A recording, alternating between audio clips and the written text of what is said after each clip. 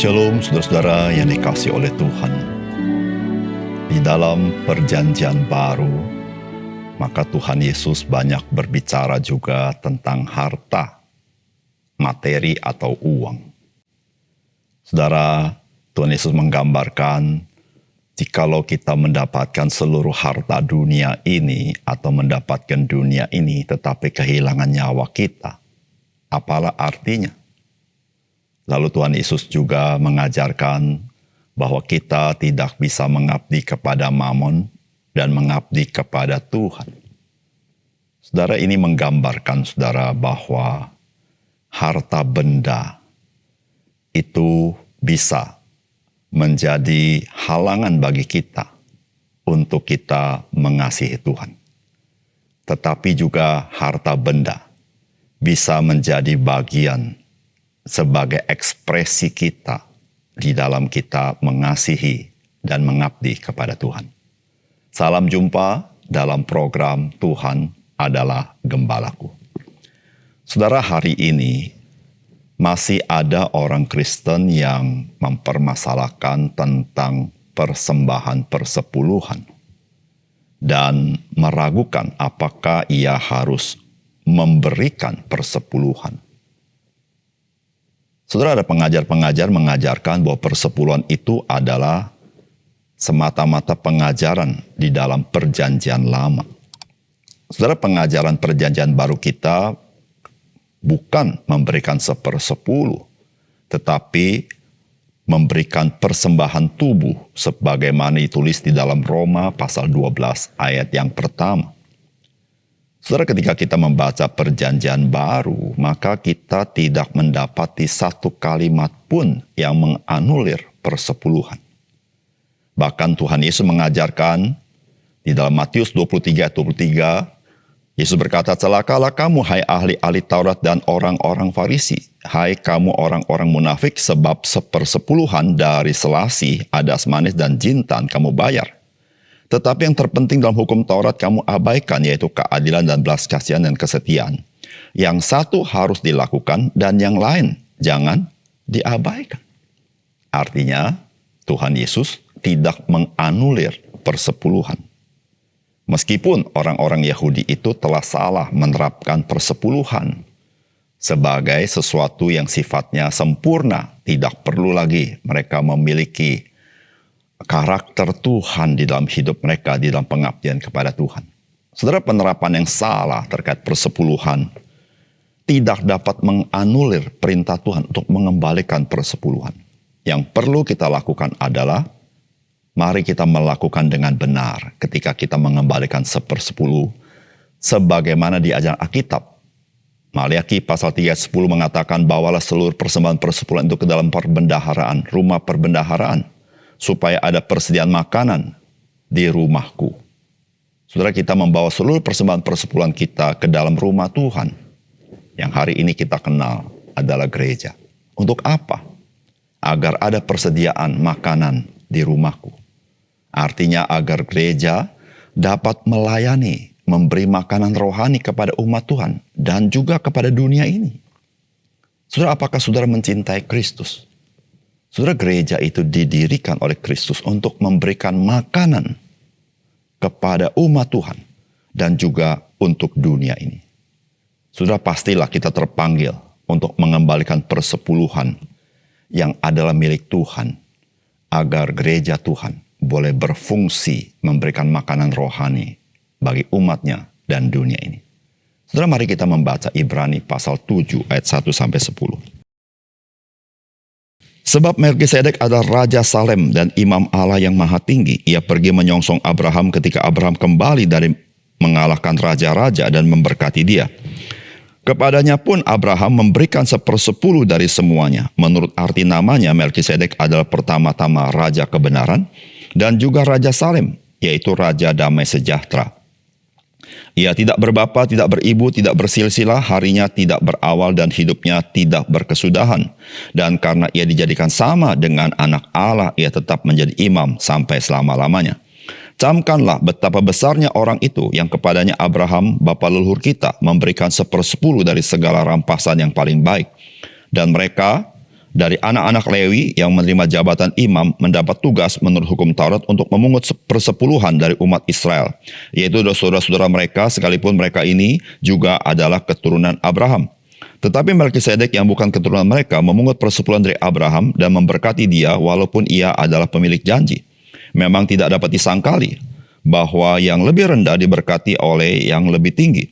Dan di sini manusia-manusia fana menerima persepuluhan, dan di sana ia yang tentang dia diberi kesaksian bahwa ia hidup, maka dapat dikatakan bahwa dengan perantaran Abraham dipungut juga persepuluhan dari Lewi yang berhak menerima persepuluhan, sebab ia masih berada dalam tubuh bapa leluhurnya, ketika Melkisedek menyongsong bapa leluhurnya itu. Saudara yang dikasihi oleh Tuhan, bagian firman Tuhan ini berbicara tentang betapa superiornya Melkisedek itu atas Abraham. Padahal Abraham itu adalah bapa orang beriman dan pemegang janji Allah. Penjelasan superioritas Melkisedek itu dikaitkan dengan perbuatan Abraham ketika Abraham memberikan persepuluhan kepada Melkisedek. Saudara, hal ini hendak memberitahukan kepada kita bahwa betapa superiornya Kristus di atas Abraham, meskipun ia adalah keturunan Abraham. Apakah pesan firman Tuhan bagi kita? Yang pertama, pemberian persepuluhan adalah ekspresi dari penghormatan dan pengakuan bahwa penerima persepuluhan lebih superior daripada kita. Dia adalah Tuhan Allah sendiri. Saudara, firman Tuhan berkata, sebab Melkisedek adalah Raja Salem dan Imam Allah yang Maha Tinggi. Ia pergi menyongsong Abraham ketika Abraham kembali dari mengalahkan raja-raja dan memberkati dia.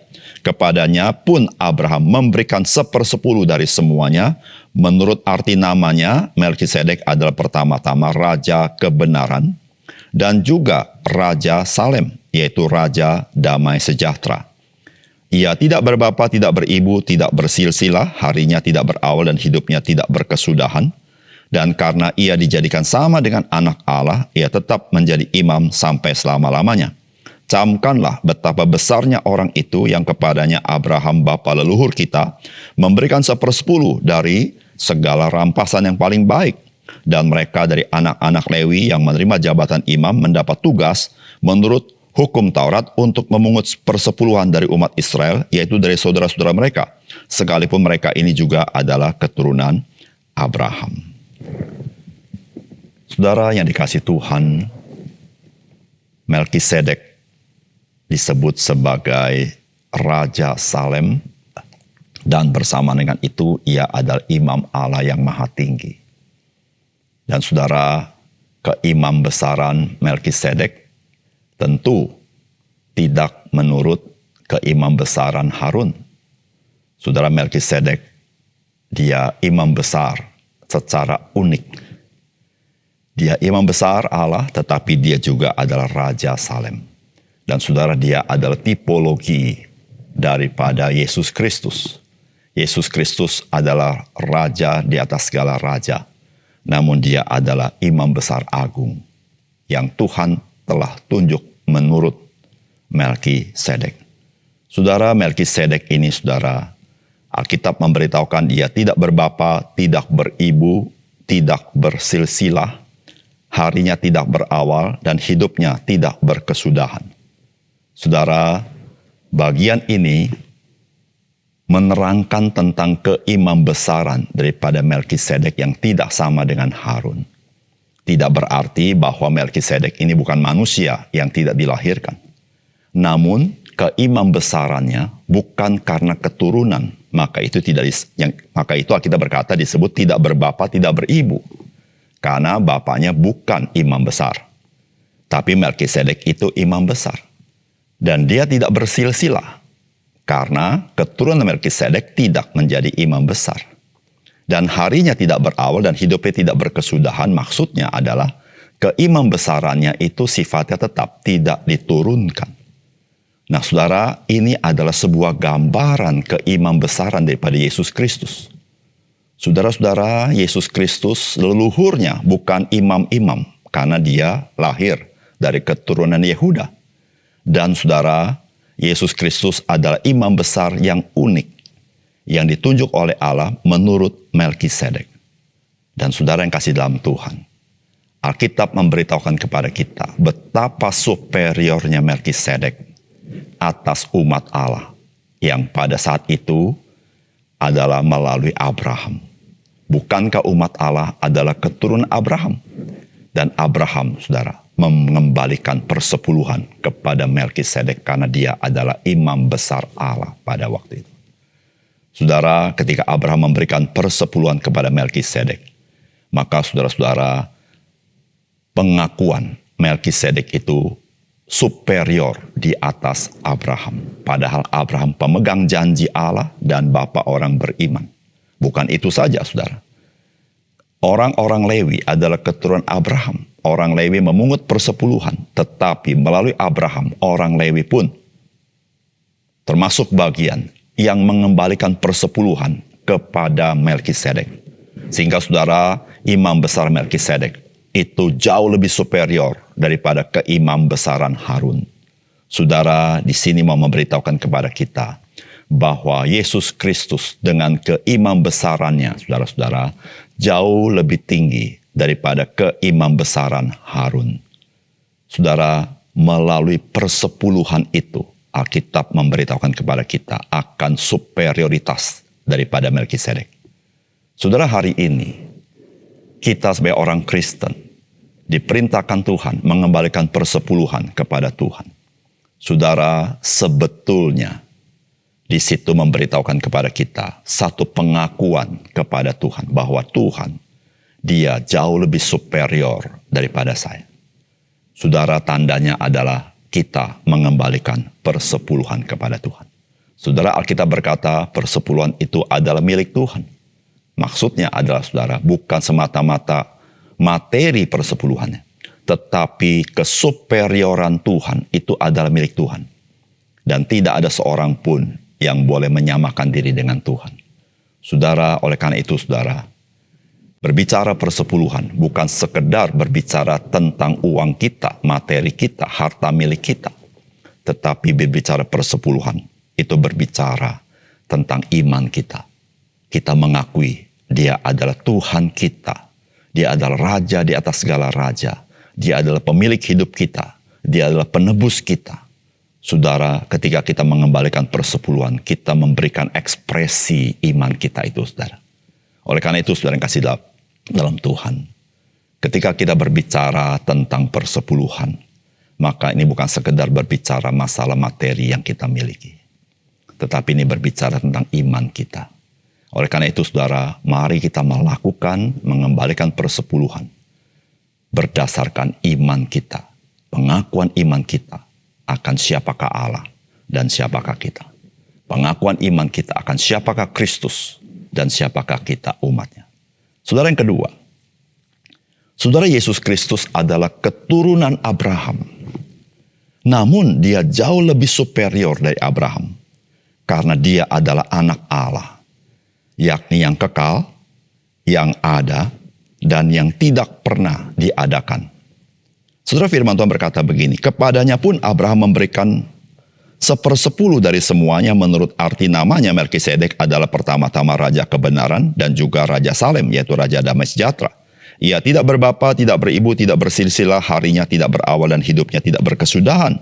Karena ia dijadikan sama dengan anak Allah, ia tetap menjadi imam sampai selama-lamanya. Ayat 8-10. Dan di sini manusia-manusia fana menerima persepuluhan, dan di sana ia yang tentang dia diberi kesaksian bahwa ia hidup, maka dapat dikatakan bahwa dengan perantaran Abraham dipungut juga persepuluhan dari Lewi yang berhak menerima persepuluhan. Sebab ia masih berada dalam tubuh bapa leluhurnya ketika Melkisedek menyongsong bapa leluhurnya itu. Saudara, Lewi adalah keturunan Abraham. Dan dari keturunan Harun, saudara-saudara, menjadi imam-imam besar. Namun tetap lebih inferior daripada Melkisedek karena Abraham dia mengembalikan persepuluhan kepada Melkisedek. Bagaimana dengan Yesus Kristus? Bukankah Yesus Kristus adalah keturunan Abraham? di mana Allah berjanji dari keturunanmu akan memberkati bangsa-bangsa, dan itu adalah Kristus itu sendiri. Saudara yang kasih dalam Tuhan, Kristus tidak inferior terhadap Abraham. Karena saudara, Kristus dikandung daripada Roh Kudus. Saudara, yang lahir itu adalah yang kudus, anak Allah itu sendiri. Sehingga saudara-saudara, kita melihat meskipun Yesus Kristus disebut sebagai keturunan Abraham, namun saudara, secara hakikat dia adalah anak Allah itu, yang kekal itu. Di mana Yesus berkata, sebelum Abraham ada, aku sudah ada. Saudara yang kasih dalam Tuhan, Yesus Kristus, dia jauh lebih tinggi daripada Abraham. Karena Abraham ada titik awal dalam eksistensinya. Tapi Yesus Kristus, dia memiliki pra-eksistensi. Sebelum ia dilahirkan ke bumi, dia sudah ada dan tidak pernah diadakan. Saudara, disitulah saudara-saudara Melkisedek itu menjadi tipologi daripada Kristus. Saudara-saudara, dia itu mau menggambarkan akan kedatangan imam besar agung yang sesungguhnya. Disitulah saudara, Alkitab mengatakan bahwa Tuhan telah menentukan seorang imam besar menurut Melkisedek di dalam perjanjian lama. Meskipun pada zaman itu masih ada keimam besaran daripada keturunan Harun. Saudara yang dikasih oleh Tuhan, Kristus, dia adalah Raja kebenaran. Kristus, dia adalah Raja damai atau the Prince of Peace yang sesungguhnya. Melkisedek hanya merupakan gambaran daripada kenyataan yang sesungguhnya itu. Saudara, betapa besarnya Melkisedek. Tapi saudara, betapa jauh lebih besar Yesus Kristus yang adalah anak Allah itu. Oleh karena itu, saudara yang kasih dalam Tuhan, kita yang sudah mengenal Kristus, saudara, bagaimanakah sikap kita kepada dia? Bagaimanakah penghormatan kita kepada dia? Bagaimanakah pengabdian kita kepada dia? Apatah saudara-saudara ketika kita melakukan sesuatu, kita merasa berkorban untuk dia. Saudara, ingatlah, dia adalah pemilik hidup kita. Namun dia bukan hanya pemilik hidup kita. Dia telah mengorbankan nyawanya untuk menebus kita dari genggaman si jahat dan dari kuasa dosa, kuasa maut. Supaya kita menerima hidup itu di dalam kelimpahannya. Oleh karena itu saudara, mari kita mengikut Kristus dengan menyangkal diri, memikul salib, mengikut dia dengan sungguh-sungguh. Dan mari kita menyaksikan Kristus baik dalam kehidupan, karakter hidup kita, maupun dalam kesaksian lidah bibir kita. Mari kita berdoa. Terima kasih untuk firman-Mu Tuhan, biarlah Engkau memberkati firman-Mu, menolong kami lebih memahami firman-Mu, lebih mengenal Kristus, supaya kasih Kristus itulah yang mendorong kasih kami kepada Tuhan. Terima kasih Tuhan, dalam nama Tuhan Yesus kami berdoa. Amin.